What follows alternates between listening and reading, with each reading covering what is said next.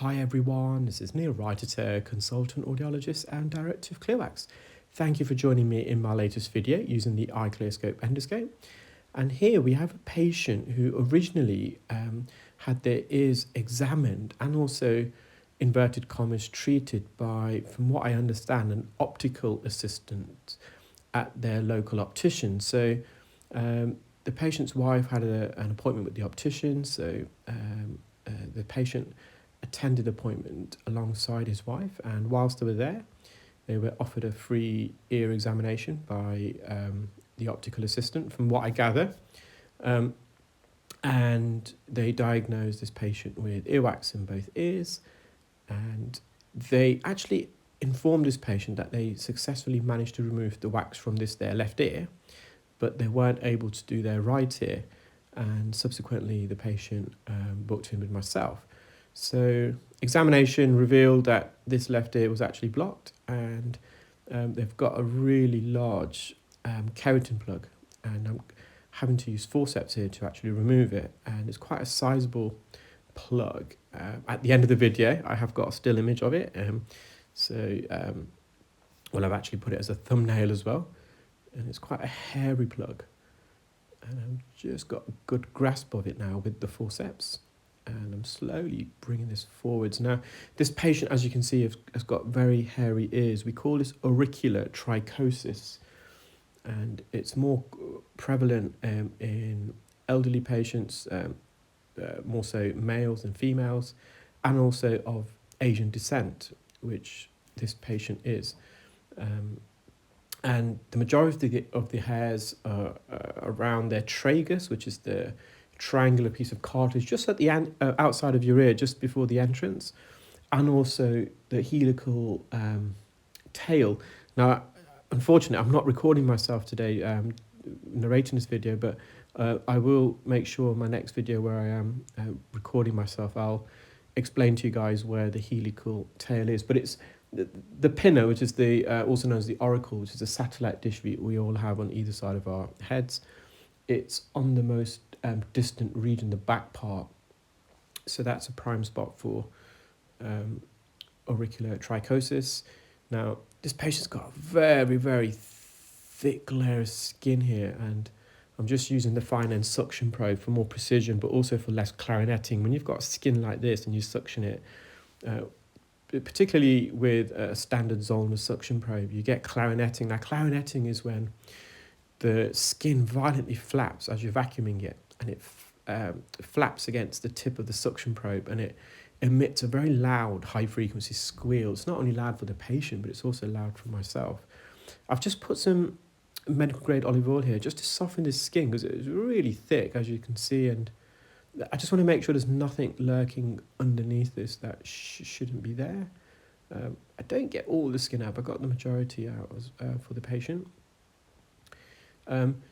So auricular trichosis, as I said, it's more prevalent in men, elderly men, and so the hairs around our ears are actually somewhat desensitized, if you like, against testosterone until later on in life, and it's only later on in life that these hairs become sensitive to testosterone. And as men get older, we have like a reserve bank of testosterone, and it causes these hairs around the ears to become very thick and full. So it's quite a common trait for elderly men. With regards to the Asian descent being more prone to suffering from auricular trichosis, I've forgotten the reason why. There's obviously a genetic reason as to why, but it seems to have passed me at the moment, so I will kind of review why that is, and I will update you guys in subsequent videos. So you can see some of these hairs have become loose, and they've kind of entered the deeper regions of the ear. Some of the hairs that you're seeing here are actually so long, they're actually from the outside of the ear, and they're entering whilst I'm inserting the suction tube. It's got a very prominent inferior recess. It's a wide basin there, as you can see. And when we're peeling the skin, there's a bit of blistering that occurred on the anterior canal wall. but otherwise the ear is nice and healthy. Now, in this ear, this patient has got a perforation. They were aware of it.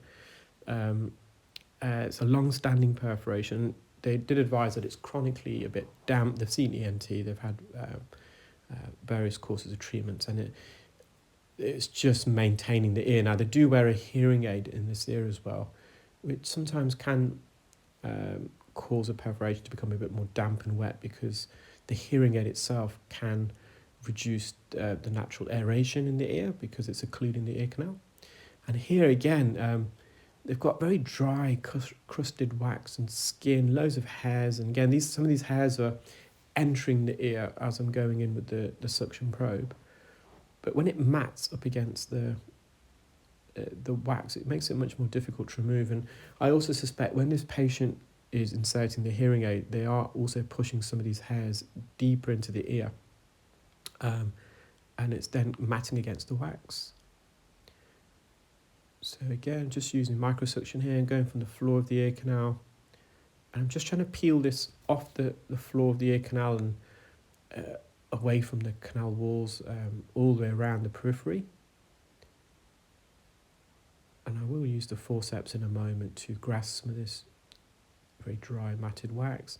This ear canal is a lot narrower, and hopefully you'll be able to see the perforation. It is quite a small perforation, and it's on the region of the eardrum called the anterior inferior quadrant, which in the case of the right ear, it's southeast. So it's, in terms of when you do making reference against the clock, it's going to be around 4 or 5 o'clock if memory serves me correct. We can see this ear is quite narrow. The anterior canal wall, the front part of the ear canal, it bulges inwards, is quite prominent.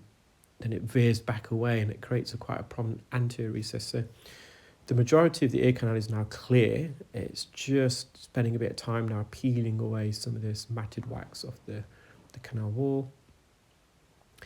I'm finally really happy with the light source. I did make reference to the fact that I'm manufacturing a new light source, and this is one of the samples. I'm really pleased with the colour that it produces. It's a very natural colour.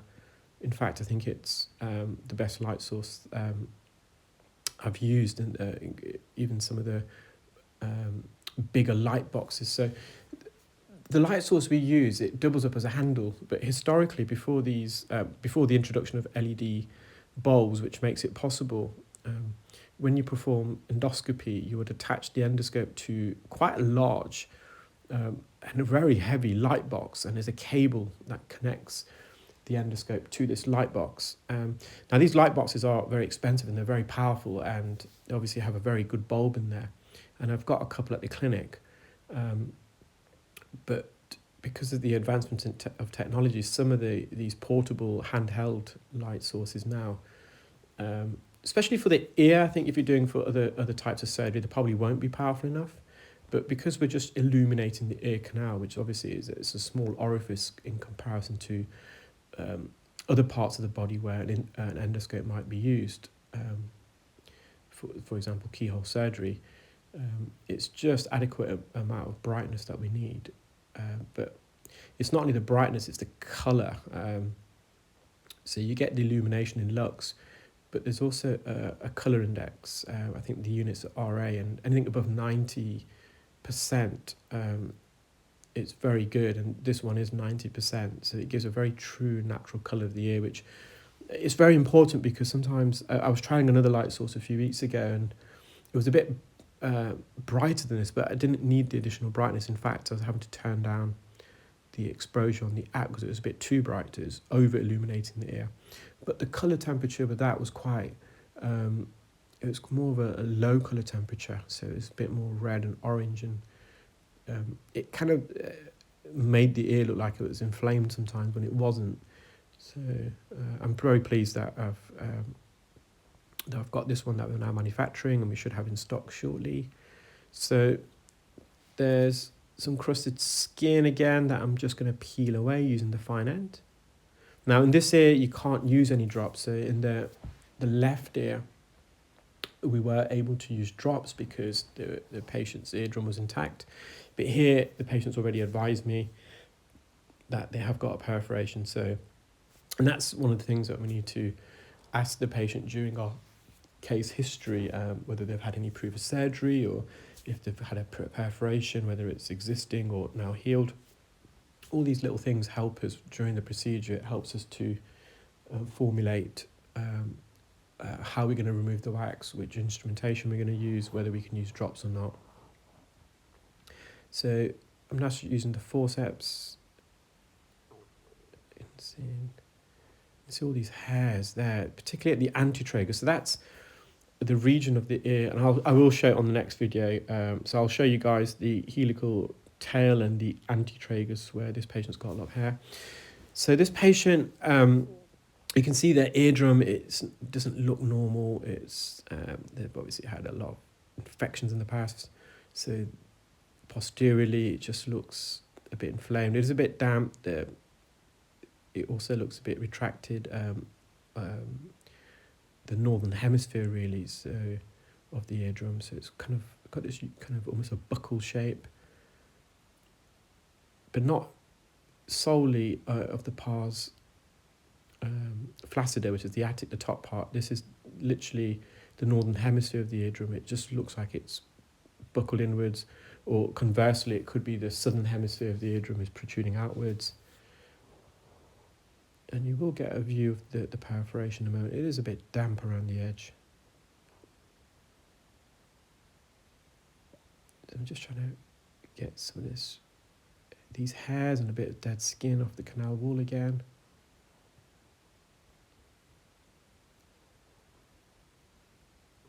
So just a bit of skin on the front section of the ear canal, just peel that away.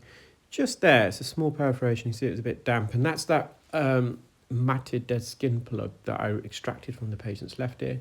Well, I hope you enjoyed that video, guys. Take care, keep well, and speak soon. Bye.